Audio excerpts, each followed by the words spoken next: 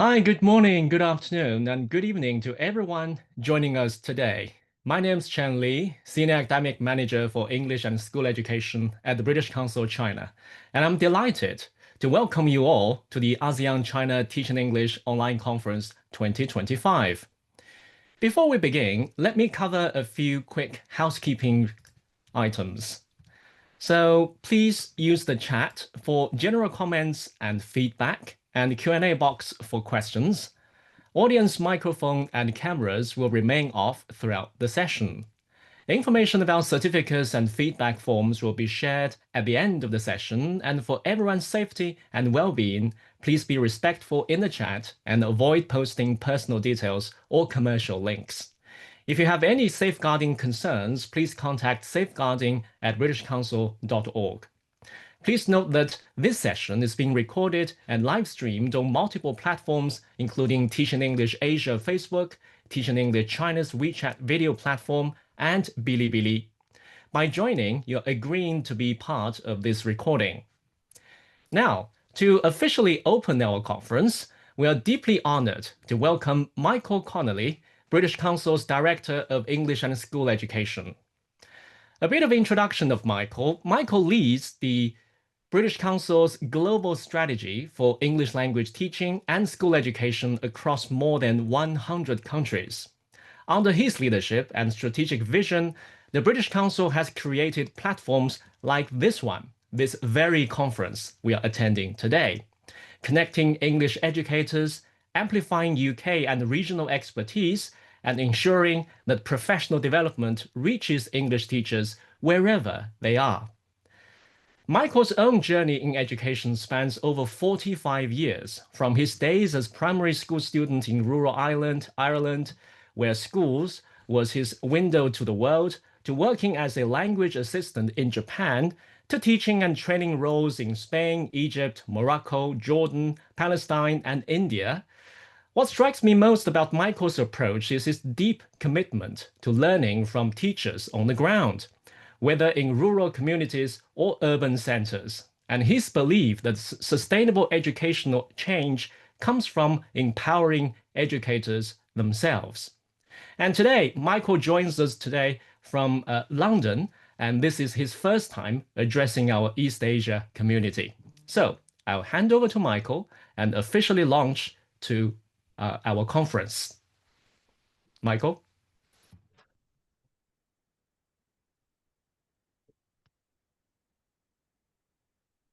Thank you very much, Chen. That was a very nice introduction. I appreciate it. Thank you. Good afternoon, everyone, or good evening for some of you, and good morning, of course, here from London. It's a real privilege to be with you all, here today. This is the British Council's largest conference, our largest online conference in the world.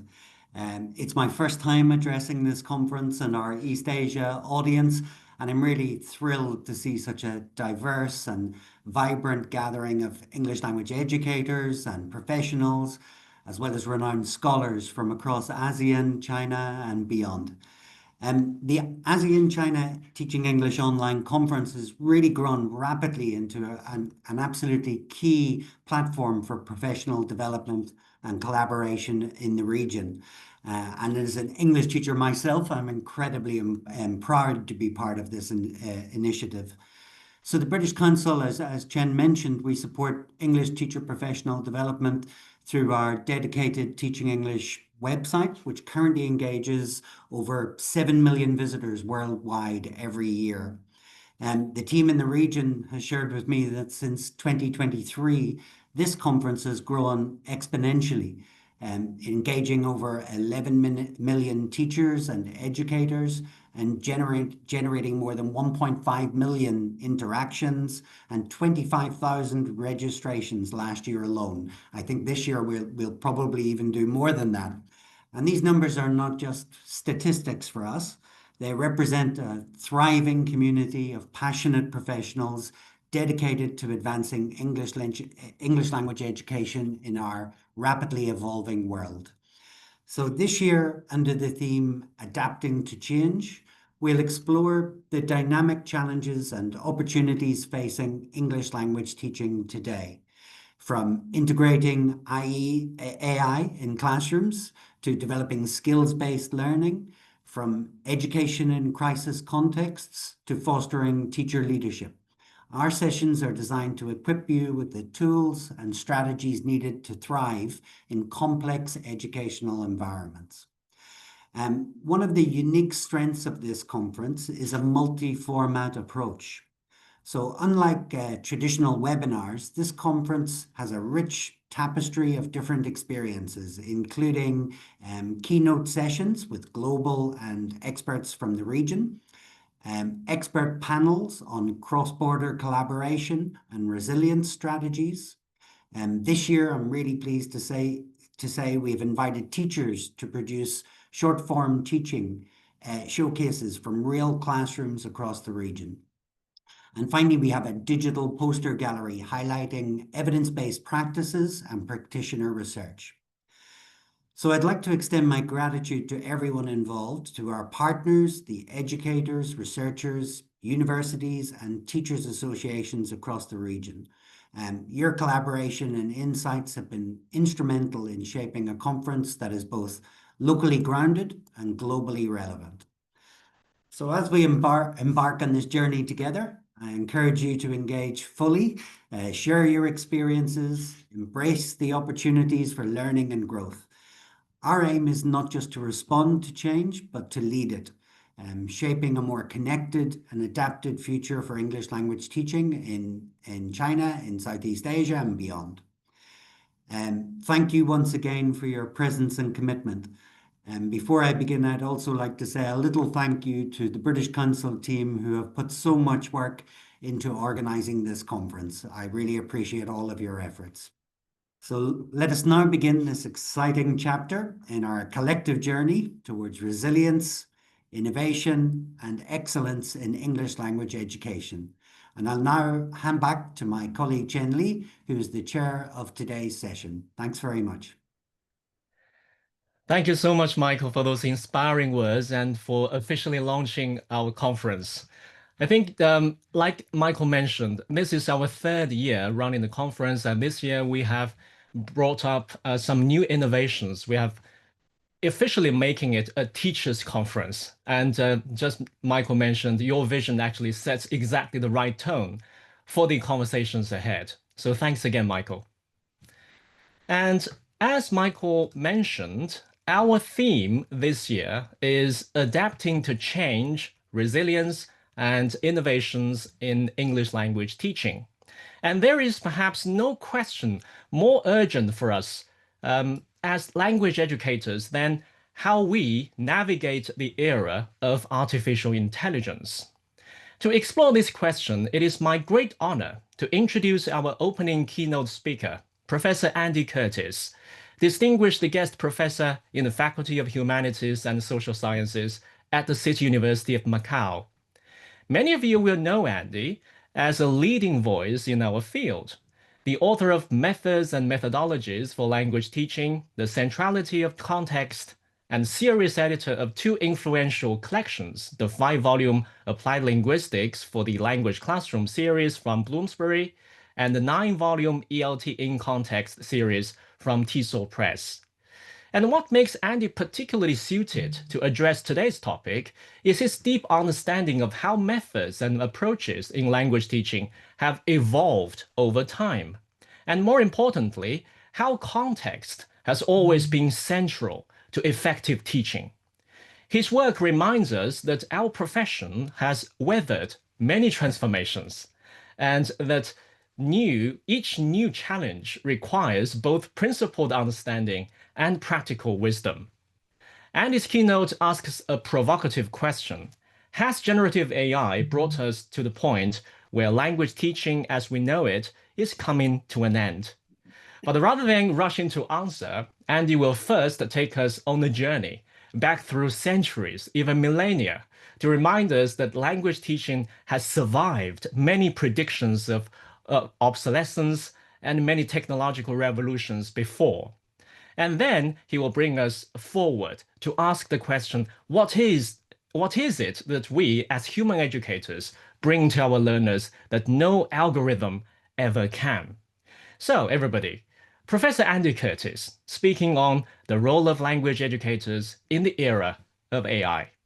Andy, I'll stop sharing my screen and the floor is yours. Thank you. Thank you so much. Thank you, Tim. Thank you, Michael, for those opening comments. I have my webinar chat open, which I know is a bad idea, but I'm so excited to see so many people here. Michael and I were talking earlier. We met each other over many years through the British Council and through English language education. And even after, in my case, more than 30 or even 40 years of being an English language teacher and a language learner, it's still exciting. It's still very exciting to see everybody here. So I'm going to make sure at this point, technologically, that you can all see my slides. We're going to talk about technology a lot today. So let me make sure that you can see my slides. Meanwhile, welcome to all of you from, I've been following, whilst we've been doing the introductions, I have been following the welcomes and the addresses. And still, after all these years, I'm still very excited to be able to welcome everybody to this event. Just want to make sure that we're all on the same page, literally and metaphorically.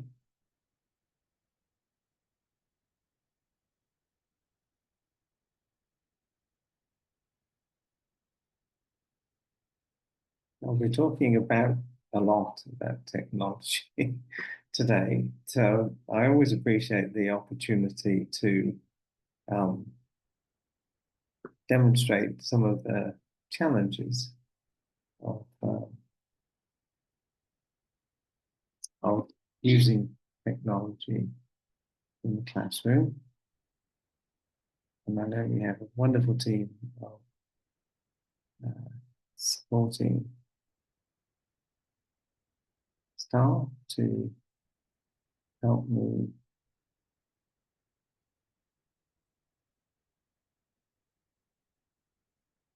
so you can tell. Yes, the screen is up. Yeah, just sharing it full screen. Sharing full screens. Good. Yeah, it's up. I do love talking about technology. I have a very ambivalent relationship with technology in that when it works really well. And when it falls off the top of my dining table here in Macau, it doesn't. So thank you all so much for joining us for today's event. It's been nearly 40 years since I started as a professionally qualified language teacher. I was in my early 20s, that was the early 1980s. I'm now in my early 60s, we're now in the mid-2020s. So when I talk to you with you about this particular topic of technology and what it means for us as language teachers and learners, then please know that I am drawing on a good 40 years of experience, 30 years of publishing and a couple of hundred papers. So welcome to our home here in Macau. And one of the first points that I wanted to make is that when I worked in hospitals in clinical medicine as a clinical medical biochemist, there was this long history that clinical medical biochemistry seemed to be very proud of. And then I moved to language education, and we didn't seem so proud. I was kind of surprised. So one of the first books that I wrote in our field was about the history of our field. And as some of you may be surprised to know, we have a long and somewhat, I would say, glorious history. There is a lot of pressure to look forward, especially during times of upheaval and uncertainty, which have been driven typically by technology. So my response to that has been typically to move the other way. One of the reasons for my productivity and creativity is that I spend a lot of my time figuring out where people are running towards and then going in the opposite direction, which, as my wife tells me, you can sometimes get run down by a oncoming vehicle. So everybody right now is hurtling towards generative AI, generative artificial intelligence, programs such as ChatGPT, DeepSeek in the Chinese context, and many other exciting technological developments. So one of my responses to that has been rather unusually to go backwards. There's a terrible pressure to move forwards, especially for young scholars, for young teachers, for young people to look to the future. And perhaps because I am moving towards the end of my journey rather than the beginning of my journey, I have spent more time recently looking back, because I think that this pressure to look forward may in fact be obscuring us to our history. And I have noticed that in language teaching and learning, we're not always as very proud or as very even aware of our history as we should be. Language teachers and learners have been engaging with each other for thousands of years. And the traditional hard sciences that I come from biomedical and biomedical sciences, they're always celebrating their history. And I don't know why it is that in our field, we really don't seem to celebrate the history of language, foreign and second and other languages, teaching and learning, as much as they seem to do in other fields. So one of my goals today is to help us celebrate the thousands of years of history that we have as language teachers and learners. I will be attempting to keep track of your postings in the conversation. But that was the first point that I wanted to make. I'm going to assume that you can all see me and hear me and see the slides. But I've learned to check those assumptions. I gave a talk with the same title 2 years ago, almost 2 years ago, in December 2023 in Hong Kong, called The Role of Language Educators in the Era of AI. And one of the points I made was ERA versus ERA. RROR, error versus era. So I'm going to assume, unless you tell me otherwise, that you can hear me and see me clearly. My first point actually relates to this idea between change and innovation. The two terms have a habit of being used interchangeably.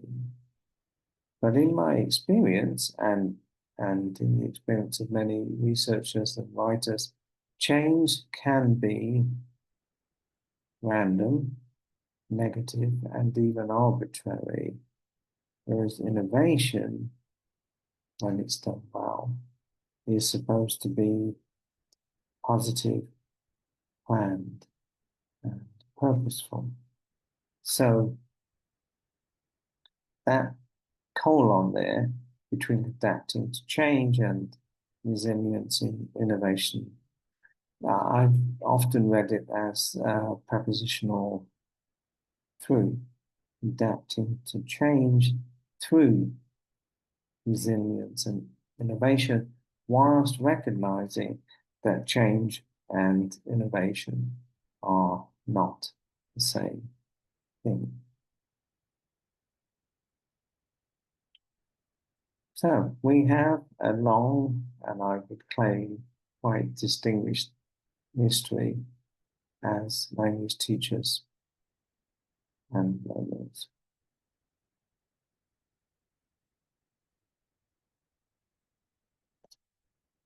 To an event like this takes a lot of people a long time. So I wanted to recognize Chen Li, Nan, and Ian, and many, many of us who've brought us together here today.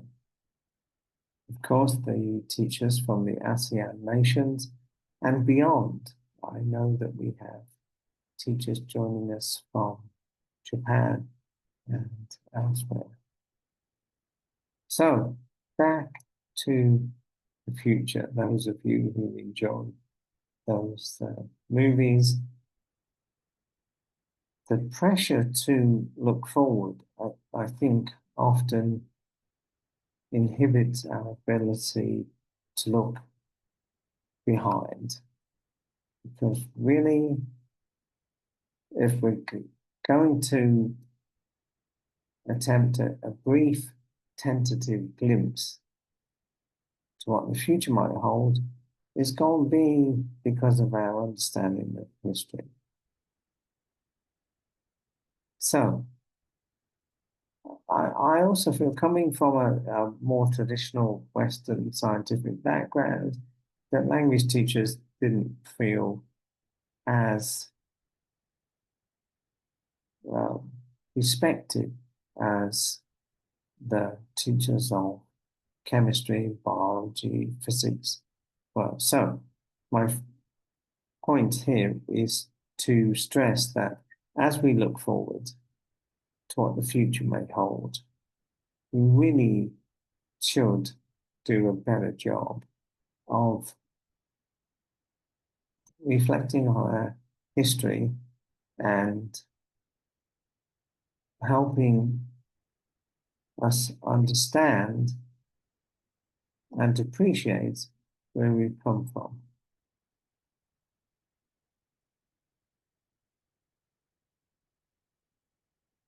So, the 1950s, I will give a very brief account of where we've been, where we are, where we might be going in terms of helping to establish the baseline parameters of the next few days, the next few weeks. I came to language education relatively late. I came as the child of a typically very poor immigrant from South America to England in the 1950s. Me and my siblings were born in the 1960s. So by the 1950s, as you can see there on your slide, the first mainframe computers had been developed, and much of the technology at that time was driven by military. They were funded, well funded, and driven by military motivations, which is one of the reasons why the whole notion of drill and kill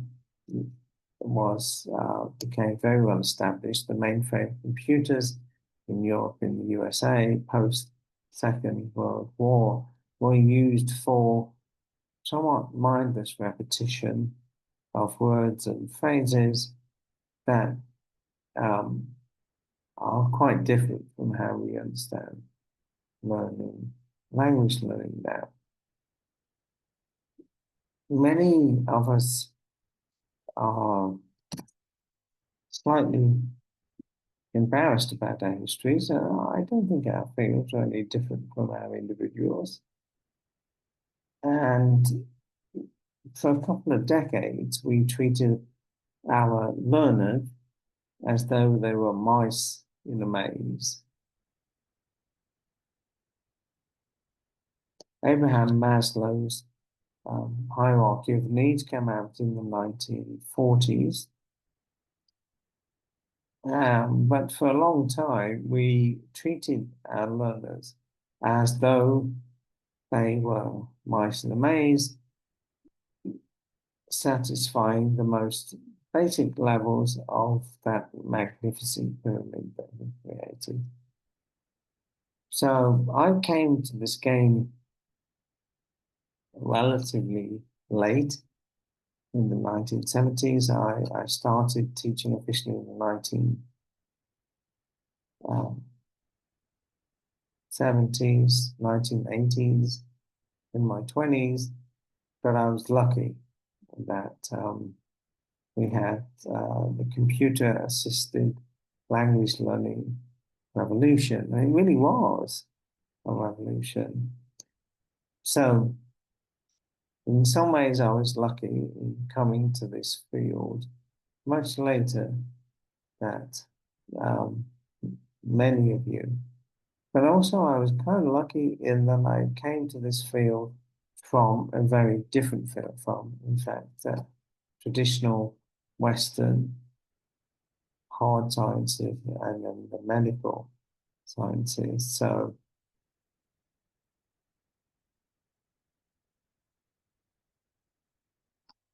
with this book, I decided to bring all of that experience together. The centrality of context was a big part of the work I was doing at that time, and a 9-book series from Tissot Press, which was also focused on the idea. Up until that time, we had focused very much on the methodologies without a lot of focus on who invented these methods and how and where and why. So that book was an attempt to focus on who did what and where and why. So we had communicative language teaching, we had task-based language teaching, but those were presented as universals. And if you look as carefully into the context as I did, they were not universals. So TOC we looked at the first 5,000 years, as you can see, a recurring theme. If you don't take anything else away from this talk, I hope you understand we have a long and rich and somewhat glorious history. So, task-based, communicative, direct, grammar, etc. Some of you know the Discworld journeys, and as a young person of colour, growing up in England in the 1960s and 70s, I loved sci-fi. I really did love the science fiction. So, Terry Pratchett wrote a lot, and in one of his books, which I have quoted here, those of you who know my work know that I draw on a lot of non-academic sources, and Terry Pratchett would be one of them. This idea that if you don't know where you're going, then you don't know where you are. And if you don't know where you are, you may not know where you're going. So the notion of a journey has been one of the current themes, and I know that some of you are fans of. So please do let me know if you are also fans of the journey. One of the books that I've been recommending, and I won't say embarrassed, but I've become very self-conscious of recommending this book, published in 1969, more than 50 years ago, which I realize for some our younger attendees was before they were born. Wonderful book, 2,500 years of language teaching. Lewis G. Kelly, who is a Canadian professor born 1935, who was 90 now, but he didn't reply to many emails. So he looked at 2,500 years of language education and divided them into 7 recurring things: methodology, habit formation, curriculum development, and you can see another book that I recommend to people who are very keen on trying to ascertain the future history of English language teaching by Anthony White, was about 30 years ago, and Paul Germain, Evolution de Samuel Long, Some Neil, and there's a swan.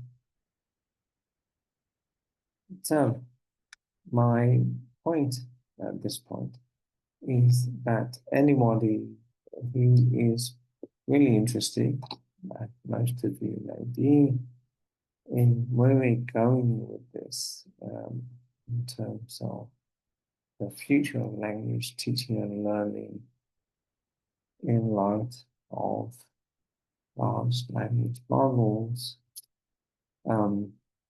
is to encourage you to consider our history as a way of helping you understand how, right, move forward. So this brings us to some key points and some key questions. One of the recurring themes of my time in this field has been technology, and the idea that, which I understand, is that if that more technology is better, and that newer technologies are better. Well, excuse me, Andy. Is it possible that you can bring the microphone a little bit clearer? Yeah. Yes. Yes. Yeah. Okay. Thank you. How's that? Is that better? Yeah. Just yeah. It sounded a little bit distant. Thank you. Ah, okay. Thank you, Tim. So, over 30 or so years of interviewing teachers about their beliefs, I've been very lucky to be able to sit in the classrooms, in the back of classrooms of many years, and I asked teachers, so that was really interesting. Why did you do it that way and not some other way?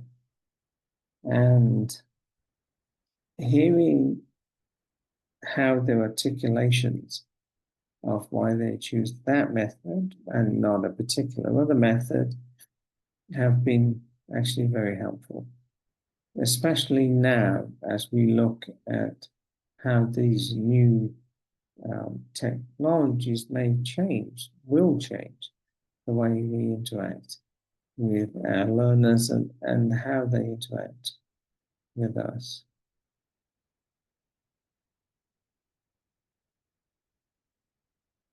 So those are some of the key questions that we've asked. I'm hoping you can see them and hear them more clearly from me now.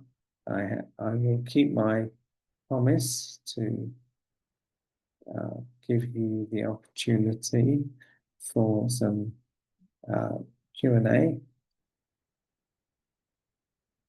My approach is typically rather different. I notice in our field and other fields, we have a tendency to latch on to the technology and not to ask the kinds of questions that are on my screen now, which you can see that we don't ask. In particular, the idea that more technology is better than less technology, and the idea that newer technologies are better than older technologies. So I did say I promised, I believe, to allow some time for our question and answer. So I'm going to skip over some of the historical research to arrive at the conclusions to make sure that we have some time for Q&A. Those are key questions. If you take nothing else away from today, I hope a screenshot of those questions will help. We talked about the cognitive, social, and linguistic changes of why and how and when you teach languages.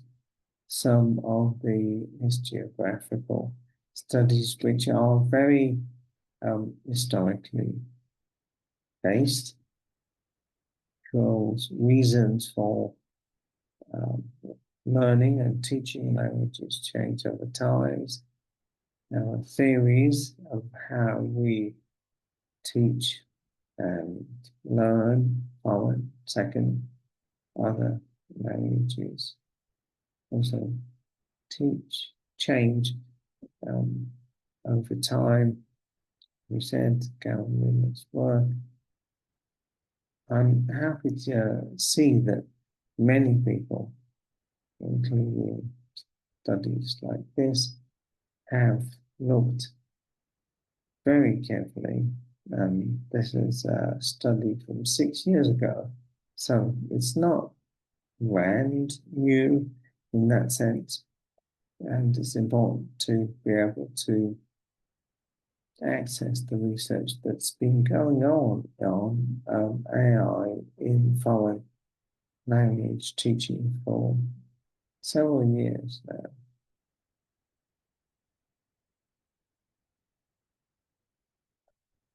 So, just to review where we are, we've covered centuries of work in this area in a relatively short time.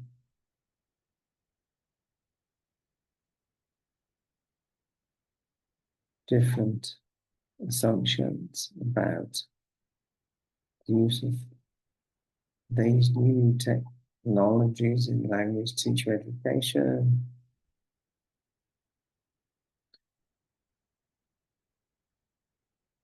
So I'm looking forward to, I believe we still have a little bit of time for some questions before we move on, but thank you very much for your kind attention, and I look forward to responding to your questions. Well, Andy, no worries. You still have about 15 minutes because, we started at on the hour, and we still have 15 minutes. We can go past the next hour. So Great. yeah, so you still have 15 minutes for your presentation. Yeah, there's no rush. Thank you. Wonderful. I notice that I've been trying to, which I really shouldn't, look at the webinar chat. We seem to have a good 3,000 or so people. And one of the ways in which my presentations are a little bit different is that I love to leave more time for questions. I can talk about this stuff all day. I have been doing so for years. So I would be okay if we were to go to, as I think I said earlier, people don't learn necessarily a lot from lectures, but the question and answer sessions that follow lectures, people can. Yes, yes, I understand your approach totally. No problem, Andy. And I think, yeah, just while we are on this slide, I can see there's a question about the 10 essential human qualities that AI cannot replicate, especially on this slide you're sharing right now. They are the empathy, care, humor, and so on. But here is the question. So how do we actually teach with these qualities in the classroom where students are already using, ChatGPT for their homework? So who does care, or what does care or humor look like in practice when AI is sitting between us and our students? Yes. No, that's a great question. And I think I'm assuming everybody can see me and hear me. Yes, we can. That's a great question. Thank you.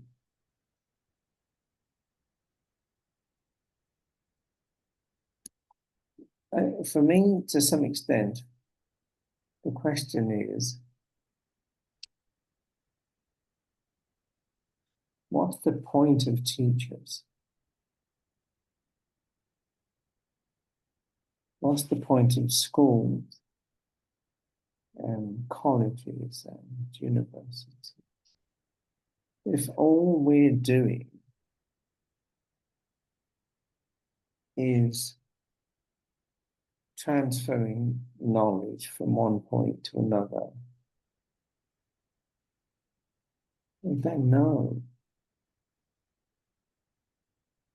Teachers and students and schools and colleges, they're all a waste of time. But what if we were doing more than that? 4 years ago, my son, who was in his early 30s then, married a woman from Bogota, Colombia. So his son, our grandson, is now 4 years old. His first language is Spanish, because his mom talks all the time. His second language is English, because he's in Calgary. His third language is Putonghua, because his mom and grandma are Chinese. And I'm helping him with his French. So I think this is a really important question, which is, what's the point of language education? I know there are departments of translation,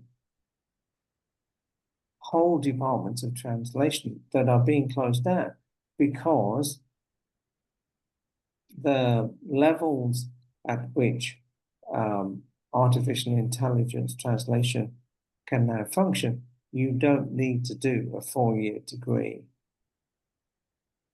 to become a translator. So I think we're looking at very major changes in how we structure our tertiary education.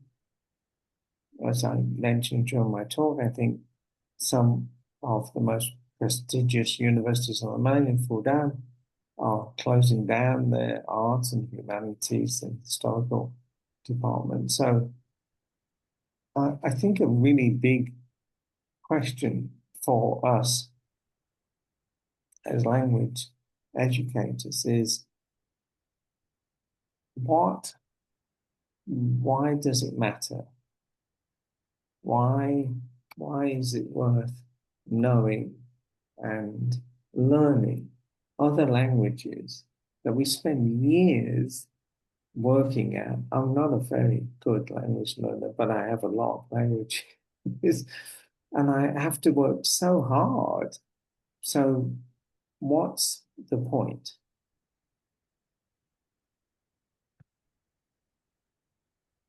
Yeah, that's a very thought-provoking response, I guess. And I think that the question is really, to bridge this inspiring conclusion list of essential qualities that AI cannot replicate to teachers' Monday morning reality. It actually forces, some concrete examples to be generated. But you just raised the example of translation and being trained as a translator. That is a very concrete example. It makes people wonder and very deeply think about the purpose of their learning, the purpose of language education. So, as you very thoughtfully pointed out, the language education as we know it might come to an end in the era of AI. But how are we going to progress from this point onwards is really the point of this whole talk today. And I have seen other questions coming up. As you can see, we have hundreds of comments being refreshed every second. So it's a tough job for me to single out representative ones. Yeah, it is a tough job. But yeah, there is one from Ruby Sanchez. Says, hello, Dr. Andy, and what specific competencies should language education develop to effectively integrate AI tools into teaching and learning? So what's your take on that? Yeah, that's great. Making sure that's, no, that I think that's a great question, and I think it's going to grow. I do know that entire department of I remember being very envious of the students in the literature department.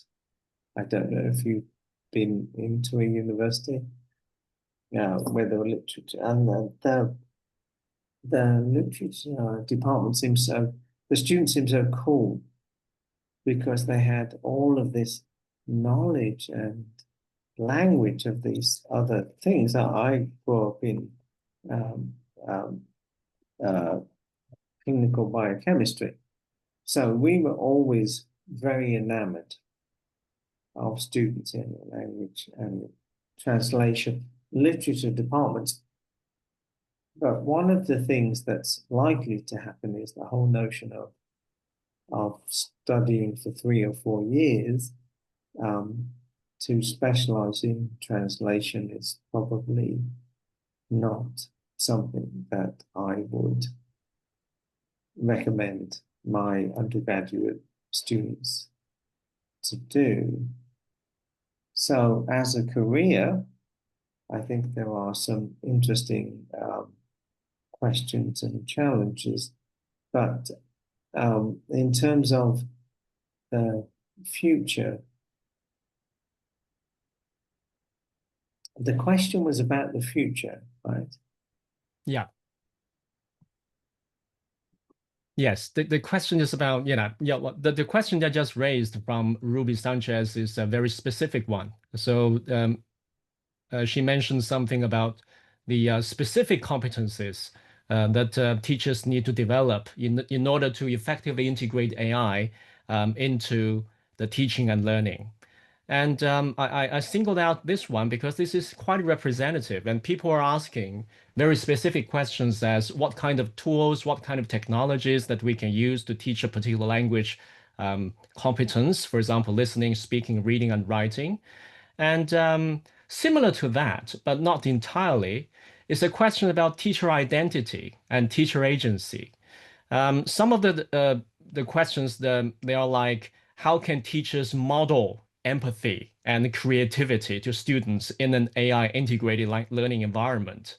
And some others are asking, how should language teachers think about their professional identity in this moment? So, when a student can get instant feedback from a generative AI model at 3 o'clock in the morning, right? So what does it mean to be a language teacher at this moment? So are we coaches? Are we curators? Or something entirely new? And how do we help teachers, especially those mid-career who were trained in a pre-AI world? For example, myself, I was trained at the very beginning of this millennia. So that back then, I did not know that there are something like the ChatGPT were around. So how do we navigate this identity shift without feeling, obsolete? So that is the question I've been trying very, very hard to put them together and frame it as a teacher identity issue. So what's your take on that? Oh, that's great. Thank you. Thank you so much for summarizing so many things that I have been hearing really for a couple of years. These are LLMs, large language models. So if anybody's going to be enormously affected by this stuff, it's going to be us, right? It is. It's going to be us. Entire programs of translation and interpretation shutting down. And I appreciate the way you phrased it. For people like myself, I started as a qualified teacher teaching language, mostly technical and scientific language, in my 20s. That was 40 years ago. I'm in my 60s. And I'll admit here publicly that I'm glad I'm not a new young professional coming in, because I got to say, I don't know how I would have coped. I had, as you did, many challenges, often technological. So I think the short answer to a very good and very big collection of questions is, when you go into language education, what is it that you're hoping to be able to achieve? What's been clear for a long time now is that grammar and spelling and punctuation and your 4-part and 5-part essay, that the formulas of language, which are extremely important, the formulas of language have been extremely well identified. What has not been extremely well identified is how you use language to communicate in very difficult and very challenging circumstances. So, for example, I'll share this with our audience. My wife's mom from Beijing, she died this year. She was 90. She fought against colon cancer for 2 years. And I thought my Chinese was okay. But I have to say that when you're dealing with extremely difficult and challenging and emotional situations, your language skills are tested. So I would say that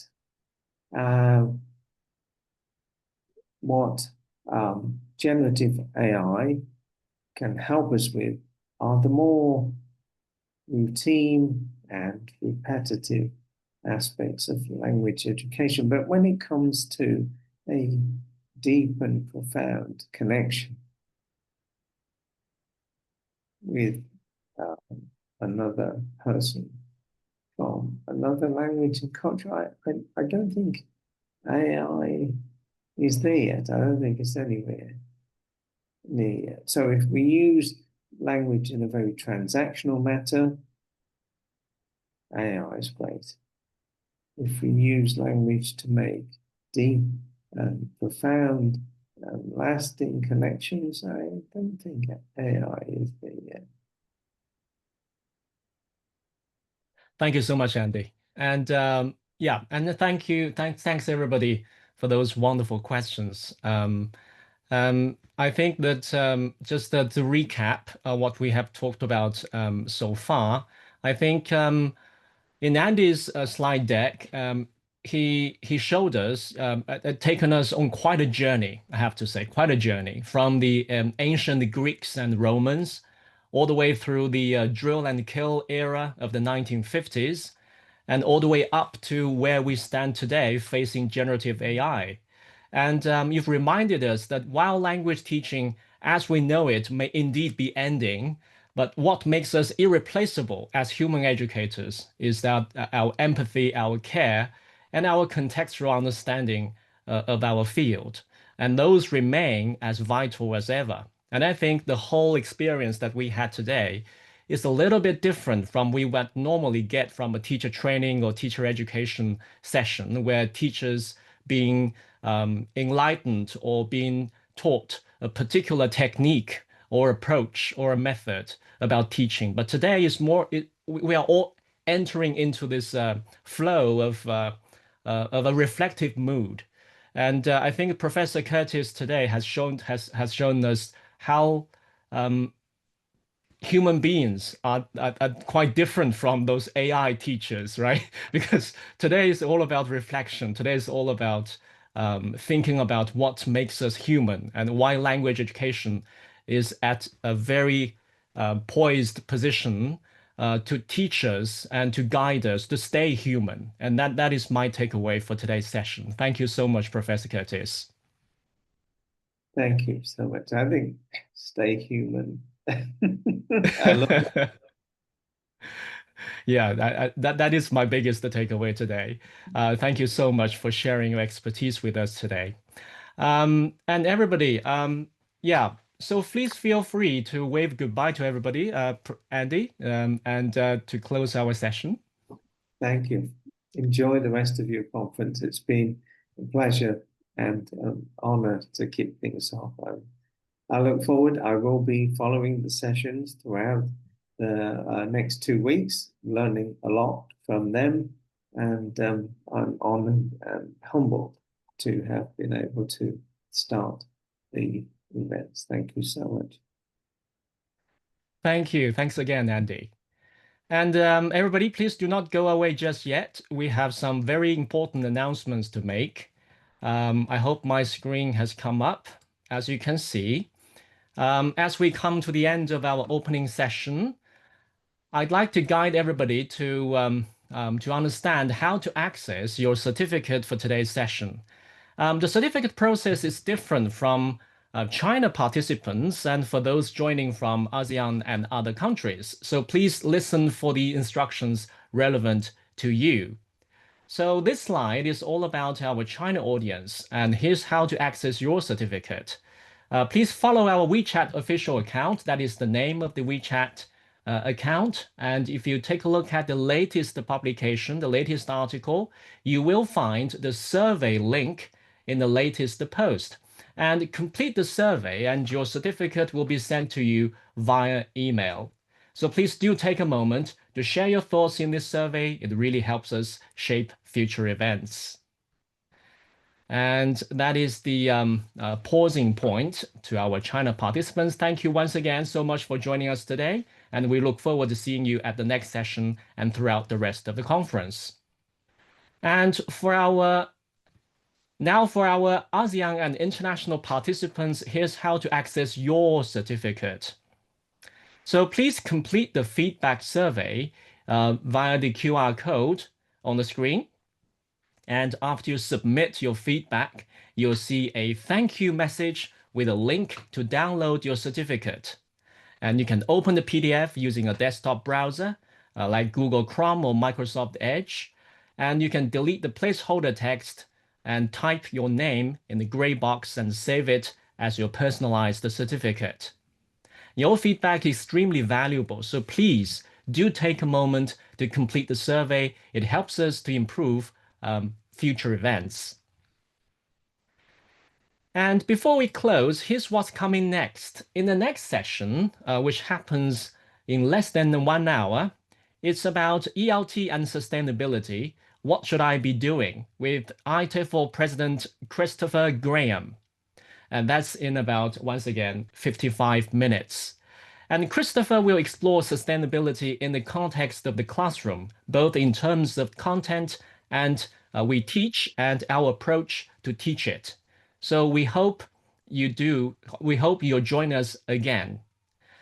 Thanks everybody once again to Michael Connolly for officially launching our conference, and to Professor Andy Curtis for that thought-provoking and scene-setting opening keynote.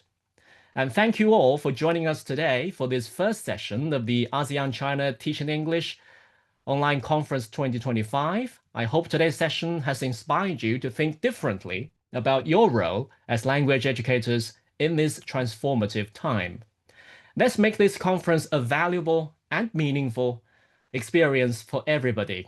Enjoy the upcoming sessions, and I look forward to seeing many of you again throughout the conference. Bye for now.